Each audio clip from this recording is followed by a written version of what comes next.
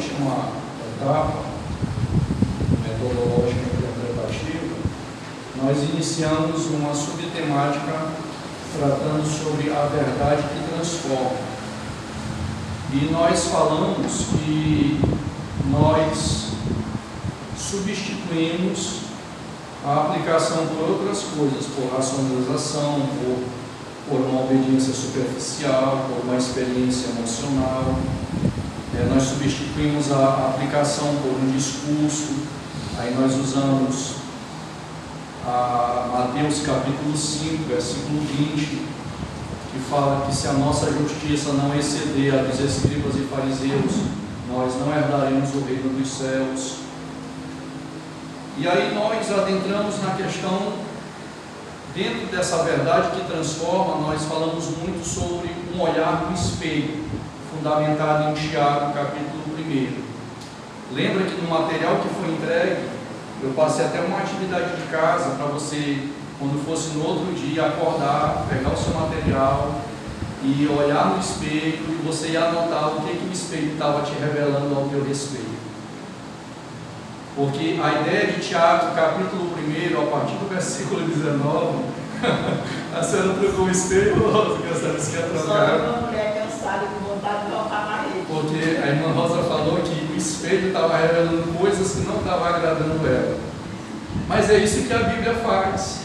Tiago está dizendo que aquele que ouve a palavra e não a pratica é como um homem que se olha no espelho e ao sair de frente do espelho logo se esquece de como era a sua aparência. Agora imagine, você se depara diante do espelho, o espelho te traz uma imagem integrante, porque ela confronta a tua realidade, ela te mostra coisas que de repente nós não sentimos, nós passamos por um desconforto. Imagine quando você olha cravos, espinhas e ácaros no seu rosto, que o espelho te revela. A gente às vezes não sente uma sensação desagradável, porque nós queríamos ter o rosto limpinho, não é? Agora, muito mais a palavra de Deus, quando revela não apenas coisas externas, mas coisas que estão alojadas no meu e no seu coração. Porque, dependendo da profundidade de determinado cravo, você resolve o problema naquela hora lá, pegando assim, espremendo e ele sai. Não é verdade? Agora, tem coisas que o espelho, e esse espelho que Tiago está dizendo, ele está fazendo uma comparação com a palavra de Deus. E nós trabalhamos um esquemazinho que Tiago, ele até chegar na ideia de se tornar um praticante, existe uma fórmula. E essa fórmula é ouvir prontamente, acolher humildemente a palavra semeada. Em algumas versões vai tratar da palavra implantada. É interessante que lá em Efésios, no capítulo 3, no versículo 17, diz assim, que Cristo habite em vosso coração mediante a fé. Essa palavra habitar, lá em Efésios 3,17, não é o habitar do início da nossa fé em Cristo, mas esse habitar é no sentido de uma presença controladora, ou seja, aonde nós estamos nos submetendo continuamente a essa ação ao senhorio de Cristo. É habitar no sentido de que eu estou crescendo no que Ele está exigindo de mim, está me mostrando, e eu vou dando passos em obediência a essa revelação que é mediante a palavra dele. Colossenses 3,16 também vai aparecer essa mesma palavra. Habite em vocês ricamente a palavra de Cristo. Habitar, ou seja, é esse habitar que vai nos habilitar a nos submetermos ao senhorio, ou seja, habilitar, ou seja, vai nos capacitar a sermos praticantes da palavra de Deus. E aí nós percebemos que, dentro dessa perspectiva, que Deus quer de nós muito mais do que uma mera religiosidade. Religiosidade o ser humano é por natureza, irmãos. em uma certa medida, se você percebe, até o ateísmo está recheado de religiosidade, se a gente for analisar direitinho, da maneira deles. Então, ouvir prontamente, acolher mansamente a palavra que foi semeada, que foi plantada, e aí nós vamos nos tornar praticantes operosos. E tudo, essa fórmula no material está em forma de círculo, né, com um maisinho, aí que resulta em praticante operoso. E para quem recebeu o material fica bem interessante de compreender essa fórmula. Ouvir, acolher a palavra que foi implantada e que vai resultar em se tornar um praticante operoso. Então, para se tornar um praticante operoso, tem que passar por essa fórmula, por essa etapa, que é uma questão prática. Por quê? Porque nós estamos tratando da última parte, da última etapa do método interpretativo da palavra de Deus, que é a aplicação. Porque tem muitas pessoas que são ótimos observadores, são ótimos intérpretes, mas param por aí. Lembra que quando nós iniciamos, nós trouxemos uma fórmula lá no início desse estudo, que observação mais interpretação menos aplicação resulta em quê? Aborto. E o que é um aborto? Senão a interrupção de uma vida. Ou seja, quando nós somos bons observadores, bons intérpretes da palavra, mas não existe a aplicação, há uma interrupção da vida de Deus em nós, porque acaba o relacionamento, acaba a comunhão, acaba a intimidade. E é aí que nós nos tornamos pessoas meramente religiosas, no sentido negativo da palavra, porque ela tem um sentido positivo também, né? Mas é no sentido negativo da palavra. Então, dando continuidade na outra página, foi aonde nós trouxemos algumas perguntas. O que o espelho te mostra ao acordar? Né?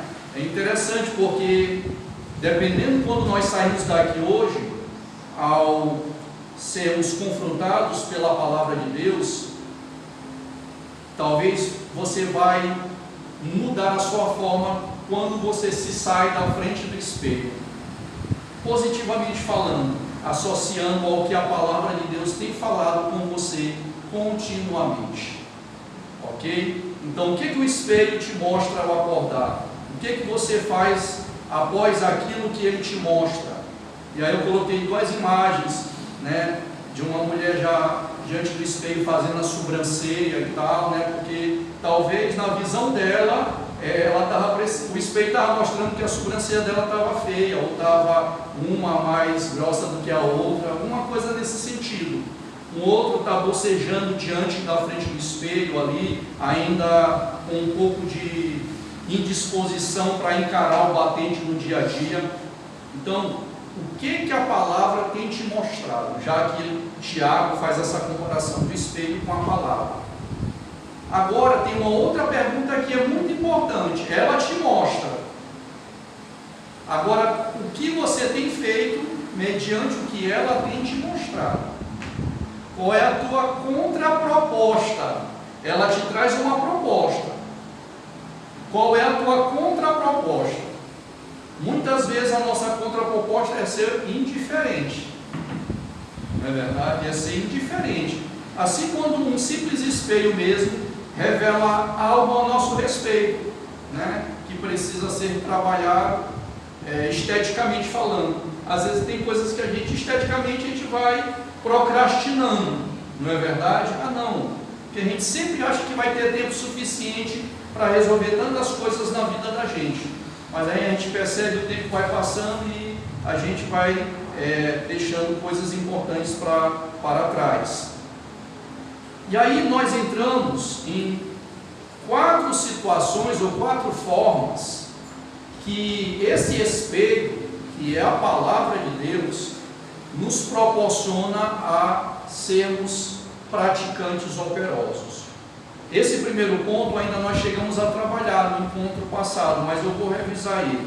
Então, dentro dessas 4 maneiras em que a palavra de Deus ela gera transformação em nossas vidas.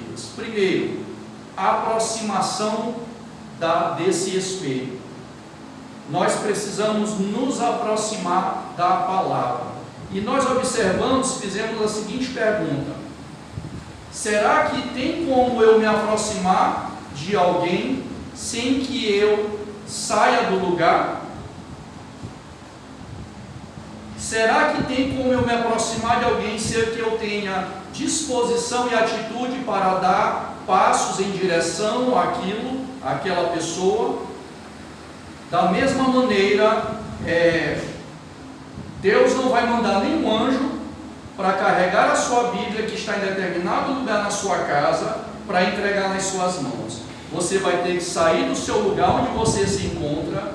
Eu não sei qual é o costume quando você coloca a sua Bíblia, cada um tem um hábito, né? Pode ser na cabeceira da cama, ou na biblioteca para quem tem, ou na sala, mas você vai ter que se aproximar dela, ir em direção a ela, e para isso você tem que ter um projeto proposital, tem que ser intencional. Você já parou para pensar que às vezes nós estamos enfraquecidos nos nossos devocionais porque nós não dormimos com a intencionalidade de acordarmos diante da palavra? Não há tanta intencionalidade, há para outras coisas. Porque para o celular é a primeira coisa que nós fazemos quando nós abrimos os nossos olhos, ou se pudesse, antes de abrir o olho, a gente já está abrindo o celular para ver se tem alguma mensagem. E não se preocupe que isso aí, todos nós estamos no mesmo barco, ninguém escapa. Atire a primeira pedra quem não tem pecado nessa área, a começar por essa pessoa aqui quem vos fala. Mas eu tenho trabalhado muito isso na minha vida já nesses últimos meses, e eu tenho falado para Deus: eu só quero abrir o meu celular ao acordar, pelo menos 1h30 ou 2 horas depois que eu ouvir a tua voz, que eu te buscar. E tem dado certo. Mas sabe por quê, irmãos? Porque você tem que desenvolver o hábito da intencionalidade no seu coração. Senão, você vai usar a filosofia: se der tempo, eu faço. Entende? Tem que haver intencionalidade. Então, aproxime-se da palavra. E dentro dessa aproximação, você vai fazer, uma fórmula onde você vai se aproximar observando o texto, o que o texto está dizendo, quais os personagens que estão envolvidos ali, as questões geográficas, estilos literários, tudo isso nós já trabalhamos meses atrás, quando nós tratamos da questão da observação. E também você vai tentar interpretar o que aquele texto significa, o que Deus está, qual é a mensagem que está embutida ali naquele texto. Então, aproxime-se da palavra. Você precisa desenvolver essa intencionalidade. Então, a primeira forma que a palavra de Deus transforma é tendo contato com ela. É você, guarde bem essa frase que eu vou falar agora aqui, porque no final ela vai ter uma complementação. Envolva-se com a palavra. Essa é a primeira parte. A gente vai fechar com a complementação dessa frase: envolva-se com a palavra, e vai ter uma outra parte finalizando. Guarde isso aí na memória de vocês. Segunda maneira que a palavra de Deus, ela nos estimula a uma mudança, a uma transformação, a sermos praticantes operosos da palavra, é quando o texto sagrado, ela vai nos convencer do que eu e você temos que nos despir, tirar, ficar desnudado diante de Deus. E aí eu quero trabalhar 2 textos com vocês e pedir que vocês abram em Efésios capítulo 4, porque lá vai falar sobre esse despir. Tanto Paulo vai tratar disso tanto na carta aos Efésios quanto na carta aos Colossenses.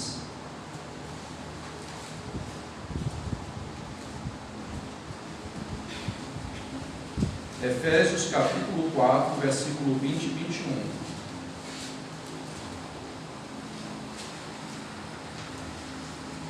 Quem encontrou Efésios 4, 20 e 21, pode fazer essa leitura voluntariamente, em nome de Jesus. Mas vós não aprendestes assim a Cristo, se é que o tendes ouvido, e nele fostes ensinados, como está a verdade em Jesus. 22, é o 22 também, até o 22. Que, tanto ao trato passado, vos despojeis do velho homem, que se corrompe pelas concupiscências do engano. Ou seja, do versículo 17 até o versículo 19, Paulo está chamando a atenção desses irmãos que foram alcançados pela graça a não andarem mais como gentios. E aí ele vai trazer características do porquê. Porque eles andam obscurecidos no entendimento, com os corações endurecidos, insensíveis à voz de Deus. Vai trazer uma série de características que denotam que um homem sem a graça está escravizado pelo seu pecado. Quando chega no versículo 20, aí ele vai dizer: olha, mas vocês, todavia, vocês não aprenderam assim de Cristo. Então Paulo, a partir do versículo 20, vai orientar esses irmãos que agora, desde quando a graça de Deus os alcançou, eles têm que estar envolvidos em uma atividade diária, promovida pelo Espírito de Deus, aplicando a palavra de Cristo no coração deles, de se despir do velho homem, das práticas do velho homem sem a graça. E aí, abra em Colossenses capítulo 3, que lá em Colossenses capítulo 3 ele vai dizer quais são essas práticas do velho homem que esses irmãos e nós, como igreja do Senhor, temos que nos despir. Colossenses capítulo 3, versículo 5 ao 8.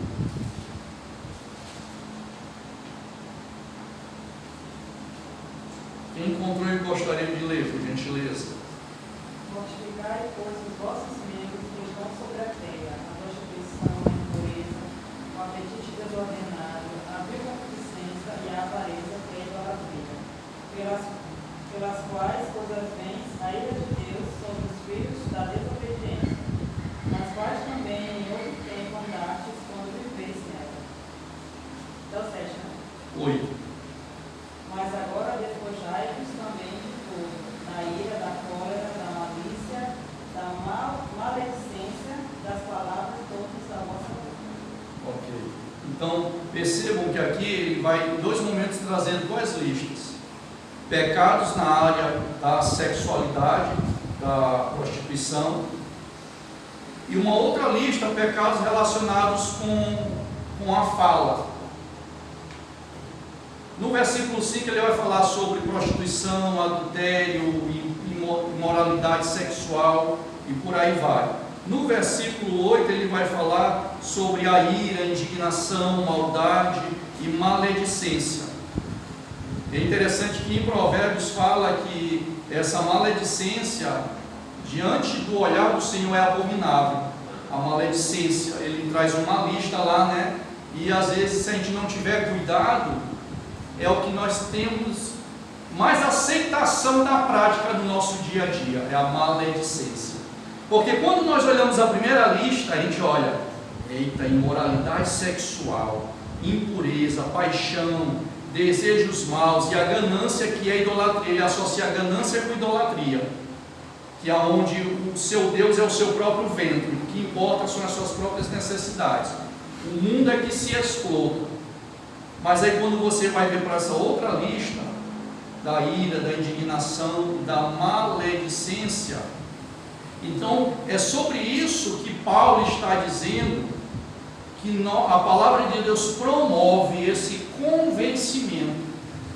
Por isso, irmãos, que se o Espírito de Deus, quando você está lendo a sua palavra, a palavra de Deus, no seu momento a sós com Deus, se você não é convencido de áreas que o Espírito está aplicando no teu coração naquele texto, mas ninguém vai convencer você. Você pode até fazer algo para agradar o seu pastor, o pastor humano. Isso é o pior tipo de escravidão que pode existir. Talvez até pior do que a própria dependência química. Fazer uma coisa no que diz respeito a Deus, algo que é agradável a Deus, mas para agradar ao homem. Entende? Deve ser ao contrário, nós devemos fazer algo porque o Espírito de Deus está nos convencendo e nós nos arrependemos. Então, diariamente, a palavra de Deus ela tem como essa segunda maneira de promover convencimento. E não tem como nós escaparmos desse diagnóstico, irmão. Quando alguém fala para você, olha, eu estou vendo que você está vacilando aqui, a gente pode até sair pela tangente, não é verdade? Com alguma argumentação aparentemente piedosa, usando até textos bíblicos para combater aquela confrontação. Agora, porém, quando você está sozinho diante de Deus, lendo, e o Espírito ali, vem com um martelo esmiuçando no teu íntimo, te convencendo das áreas que você tem que se despir, e aí como sair pela tangente diante daquele que sonda mentes e corações? Não tem como, só existe um caminho: arrependimento. Irmãos, é tão maravilhoso quando isso acontece, e é aí que nós sabemos que estamos conhecendo Deus mais, estamos crescendo no conhecimento de quem é Deus, irmãos. Não sinta medo ou se sinta desencorajado quando a palavra de Deus te proporcionar isso na sua vida. Então, dentro dessa segunda maneira que a palavra de Deus ela gera transformação nas nossas vidas, primeiro, que diagnosticar a doença é o primeiro estágio da cura. Por exemplo, tem pessoas que querem ser perdoadas, mas não pode ler um texto que trata disso, que ele foge. Não tem aquele ditado: água mole em pedra dura, tanto bate até que fura. Imagine a palavra de Deus ali, batendo ali, naquela área ali, Vai chegar uma hora que tu vai conseguir vencer aquilo ali, pelo poder da palavra. Ela vai trazer cura, ela vai trazer restauração, ela vai trazer transformação. Nós precisamos entender, amados irmãos, que a palavra de Deus ela não tem como propósito final apenas nos informar, mas principalmente transformar, nos conduzir para uma nova direção. E essa nova direção só será possível quando nós nos despirmos, tirarmos essas roupas sujas. A palavra de Deus ela nos promove, irmãos, esse convencimento, essa correção pela verdade revelada. A palavra de Deus ela lança luz sobre o nosso pecado. A aproximação com a palavra ela sempre vai revelar a sujeira que há dentro de nós. Talvez você possa imaginar assim: rapaz, o irmão Wanderson ele fala muito sobre isso, mas sabe por que irmãos? É porque todas as vezes que eu vou ler e estudar a palavra, eu não sei se isso acontece com vocês, mas todas as vezes que eu leio a palavra, Deus me mostra que tem uma pequena sujeirinha dentro de mim. E eu já estou há mais de 25 anos estudando a palavra, e ainda não teve um dia sequer, ou uma semana sequer, que eu não venha estudar, que não tem alguma coisa do que confessar e se arrepender. Entende? Eu não sei se isso acontece com vocês não, mas comigo isso acontece, porque a palavra ela sempre vai revelar a sujeira que há dentro de nós. E isso é que é passar pelo processo de santificação, irmãos. É quando a palavra ela revela a sujeira que há dentro de nós. Então, ao aproximar-se da palavra, o que é que ela tem revelado ao meu respeito? Então, qual é a sujeira que Deus tem revelado ao seu respeito quando você tem lido? Você tem conseguido reconhecer aquilo que o Espírito Santo tem falado ao teu coração, aplicando a palavra de Cristo ao seu coração? Terceira forma, ou terceira maneira que a palavra de Deus proporciona transformação na vida da sua igreja, nas nossas vidas, é que ela proporciona agora. Nós falamos de nos despir, não foi isso? Agora, A terceira maneira, ela vai nos convencer a nos revestir. A segunda é tirar, é despir. Agora essa terceira é você vestir-se novamente, que é revestir. É vestir duas vezes, é vestir novamente. Ou seja, antes mesmo de preparar esse estudo, eu já estava estudando bastante o capítulo 3 de Colossenses, e essas duas expressões me chamaram muita atenção, e volta e meia eu estou estudando normalmente essas duas expressões: despir-se do velho homem e revestir-se do novo homem. Despir-se do velho homem e revestir-se do novo homem. Então, não adianta apenas você se despir do velho, se você não se revestir do novo. Isso é tipo pessoas que aparentemente se convertem e trocam apenas de religião. Trocam de religião, mas não troca de senhorio, de senhor.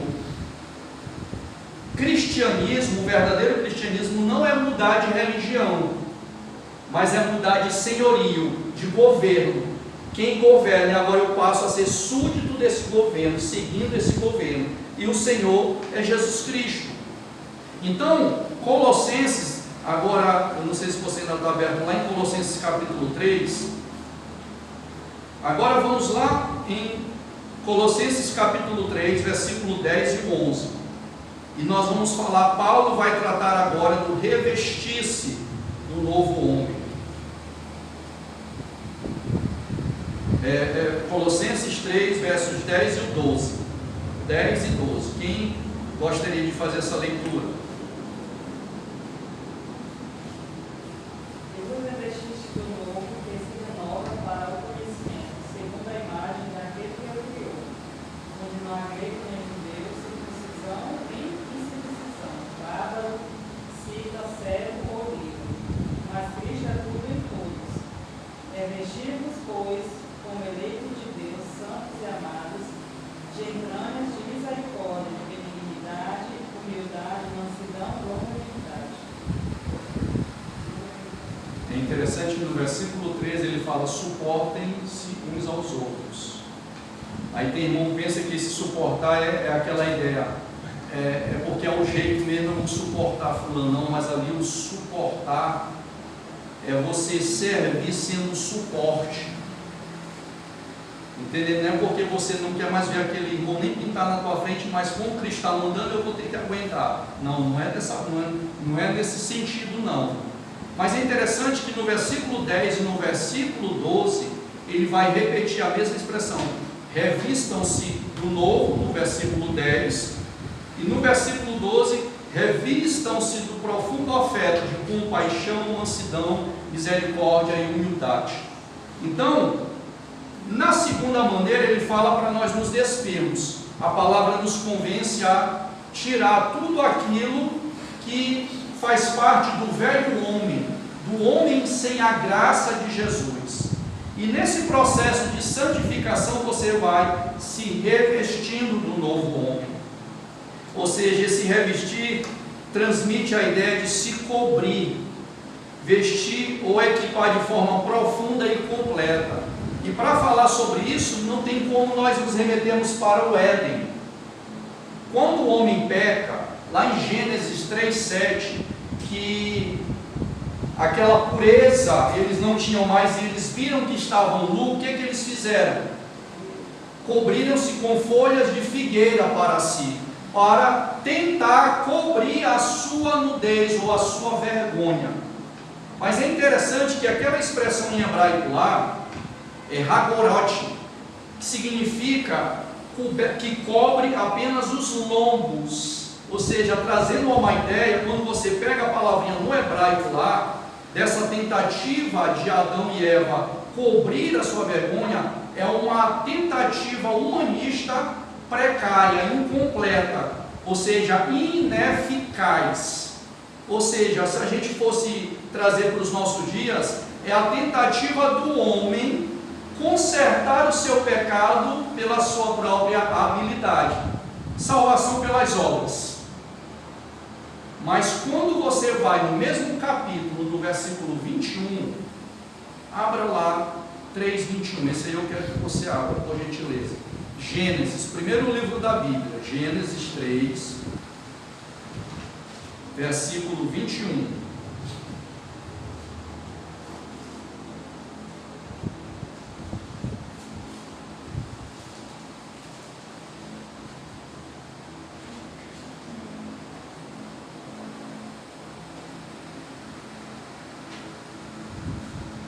Alguém gostaria de fazer essa leitura? Gênesis 3, versos 21. E o Senhor Deus fez roupas de peles para Adão e a sua mulher e os vestiu. Ok.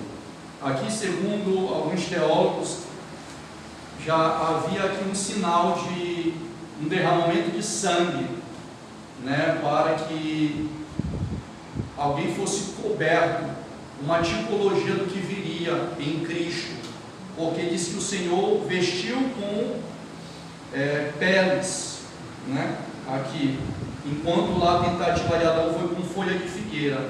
Mas aqui a palavra no hebraico, ela não é a mesma que aparece em Gênesis 3:7. É ketenote. Ketenote é uma túnica comprida de mangas largas, que nos remete à túnica que o sacerdote vestia e que representava santidade, ou seja, cobrir por inteiro, cobrir por completo.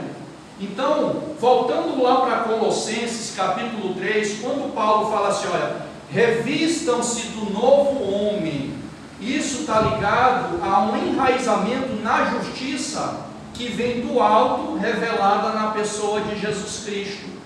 Não é pela força do homem. Servir a Deus e passar pelo processo de santificação não é você tentar pela sua própria força, pela sua própria capacidade de vencer o seu próprio pecado, não.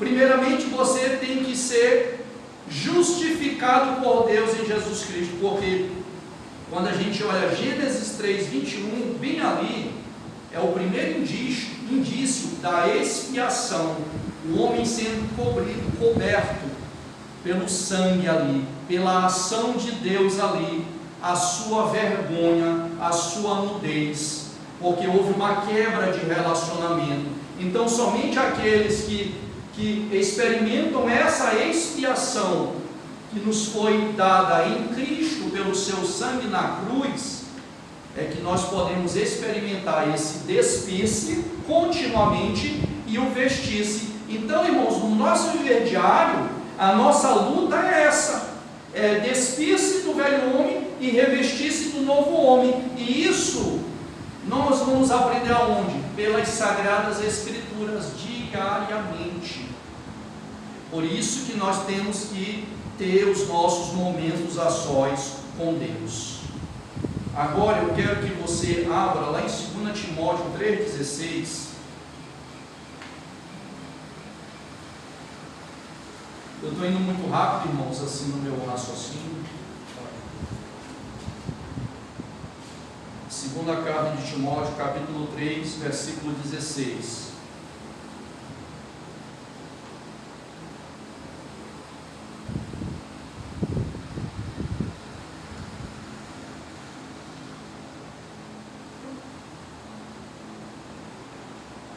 Alguém gostaria de ler, por gentileza?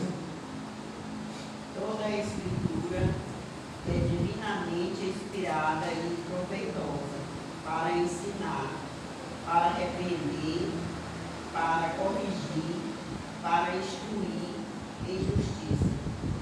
Amém. Apesar de a irmã Rosa ter lido todo o versículo, mas eu quero chamar a atenção para a expressão para a instrução na justiça. Em algumas versões, talvez a sua seja, ao invés de instrução, tenha educação na justiça. Mas, independente se está instrução ou educação, no grego a palavra é paideia. E é da onde é formada a palavra que surge no contexto da educação pedagogia, que é a formação de duas palavras, paideia e agog. Agog significa condução e paideia, educação ou instrução.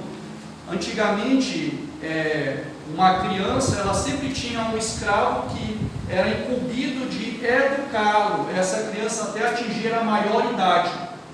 Então, pedagogia tem a ver com condução de uma criança.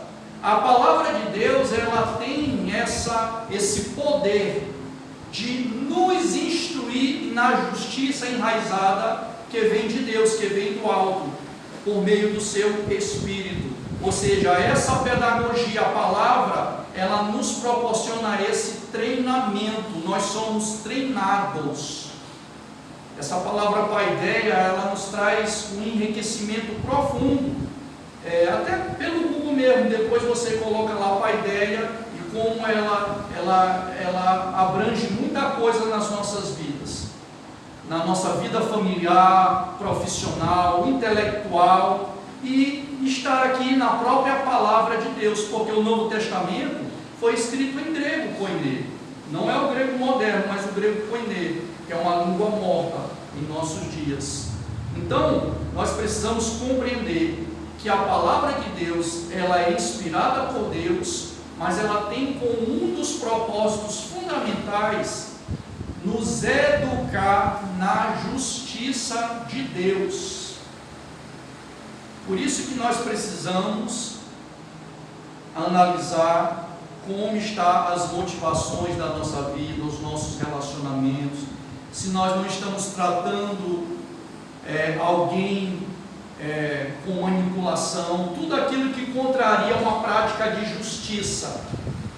Pode observar, irmãos, todas as vezes que Deus levantava um profeta no Antigo Testamento, ele chamava o povo ao retorno à prática de justiça. Aí ele tratava sempre órfãos e viúvas, que eram os menos favorecidos, principalmente no que dizia respeito aos reis que abandonavam a lei de Deus. Então, quando nós não somos treinados por essa instrução, por essa paideia que Paulo escreve para o seu filho Timóteo, nós começamos a nos tornar pessoas mais individualistas, egoístas. Nós não conseguimos ver a necessidade alheia. Por quê? Porque ao invés de sermos treinados em justiça para a glória de Deus, nós caminhamos nós vamos na contramão dessa proposta de Deus. E é a palavra, irmãos, é a paideia que nos instrui nessa justiça. É ela que vai nos habilitar a nos tornarmos pessoas sensíveis para servir a Deus, servindo o outro. Eu gosto muito de orar a Deus: Senhor, me ensina a te servir, servindo o outro. Porque se você for parar para analisar direitinho, a maior parte da nossa vida cristã que nós rendemos glórias e louvores é quando nós servimos ao outro, para a glória de Deus. Pode observar quando você está orando e vem alguém na sua cabeça, quando você intercede por alguém, você está servindo a Deus em favor daquela pessoa. É uma forma de prestação de serviço também, baseado nessa justiça que foi revelada na pessoa de Jesus Cristo. Então, essa educação também, essa paideia, ela nos traz a ideia de uma configuração. O homem está sendo reconfigurado. Traz a ideia de um artesão também, aonde esse artesão está nos esculpindo. Então, a cada novo amanhecer, a cada momento das nossas vidas que você se envolve com a palavra, e ela, como um espelho, te revela o que você tem que se despir e o que você tem que se revestir, você está sendo esculpido. Esculpido a imagem de quem? A imagem daquele que nos formou, daquele que nos criou, em santidade e em verdade, como fala lá na carta aos Efésios, capítulo 3. Mas é interessante que aqui, essa instrução na justiça, essa educação, nos traz a verdadeira humanidade como seres humanos, é um resgate do que foi perdido no Éden, aonde agora nós vamos viver não pelos valores da sociedade sem Deus, mas pelos valores da eternidade, do trono da graça do Senhor, ou seja, valores que estão profundamente enraizados na justiça de Deus. E em qual local você vai ter indícios, sinais, aonde estão sendo demonstrados e ensinados acerca dessa justiça, se não é pela palavra de Deus? Então, queremos crescer na justiça de Deus, envolva-se com a palavra de Deus, porque ela vai nos convencer a nos despirmos do velho homem e a nos revestirmos do novo homem, dia após dia, até ser dia perfeito. E para concluirmos, a última etapa é que ela nos proporciona a conversão, mas essa conversão não é aquela conversão quando no início cremos, mas é a conversão diária, que é o processo da santificação. A palavra de Deus, irmãos, ela faz o diagnóstico, ela realiza um transplante na vida do pecador e ela habilita a andar em novidade de vida. Então, esse processo de santificação, irmãos, vai fazer com que você, jovem, casado, solteiro, homens e mulheres, fazer com que eu e você experimentemos um andar em novidade de vida. E para isso eu queria que você abrisse em Romanos capítulo 6.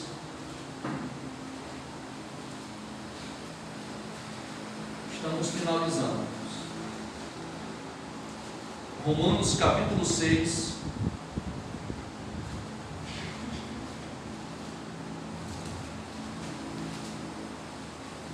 Versículo 4. Quem pode ler Romanos 6, versículo 4? De sorte que fomos sepultados com ele pelo batismo na morte, para que, como Cristo foi ressuscitado dentre os mortos, pela glória do Pai, assim andemos nós também em novidade de vida. Assim também andemos nós em novidade de vida. Mas Paulo, antes de finalizar esse versículo, ele fala: assim como Cristo, nós fomos sepultados com ele em sua morte, representado pelo batismo, que tem essa simbologia, e assim como Cristo foi ressuscitado, então a nossa identificação com a morte de Cristo e com a sua ressurreição nos habilita a experimentarmos um andar em novidade de vida. Então, eu sei que o mundo tem muitas ofertas, tem muitos banquetes, principalmente para o jovem. Mas Deus também tem um banquete muito mais excelente para você, ó jovem. Mas o que precisa para que eu experimente desses banquetes? Mergulhar na sua presença e na sua palavra. E o Espírito de Deus vai te capacitar, vai nos capacitar a andarmos em novidade de vida. Lembra que eu pedi para vocês focarem aquela frase, envolva-se com a palavra, que eu ia finalizar com uma outra frase que é porque não tem um slide, que eu fiz dessa forma, com essa setinha se encontrando. A primeira, envolva-se com a palavra, e a outra setinha vindo em direção a essa primeira proposta. Seja envolvido pela palavra. Não basta apenas você se aproximar da palavra. Essa é a primeira maneira. Mas permita que o Espírito de Deus quebrante o seu coração, para que a palavra de Deus envolva você. E a palavra de Deus encontre o que? Guarida, morada, habite ricamente em vosso coração, como fala em Colossenses capítulo 3, versículo 16. Então, envolva-se com a palavra. Seja estimulado e estudar a palavra, meditar na palavra, peça a iluminação de Deus para compreender a palavra, mas também deixe que a palavra penetre profundamente, para que você acolha mansamente essa palavra em voz implantada, e aí você vai ser capacitado pelo poder do Espírito de Deus a se tornar praticante operoso da palavra do Cristo vivo e ressurreto. E para encerrar, a transformação ela só acontece quando há envolvimento de ambos os lados. Você se envolve com a palavra e você permite que a palavra o envolva. Você é entrelaçado por ela, você é envolvido por ela, você é renovado por ela, você é fortalecido por ela, você é sustentado por ela e você é transformado por ela. E aí surge uma pergunta. Diante disso, nós falamos de 4 maneiras que a palavra de Deus gera transformação, mas na prática, que mudanças ela de fato nos proporciona? Que mudanças são essas? Se quiser saber mais, venha no próximo episódio e nós estaremos tratando dessas mudanças específicas que a palavra de Cristo proporciona em nossos corações. Que Deus assim nos abençoe ricamente na pessoa bendita de Jesus e que a palavra de Deus ela frutifique em nossas vidas para a glória de Deus.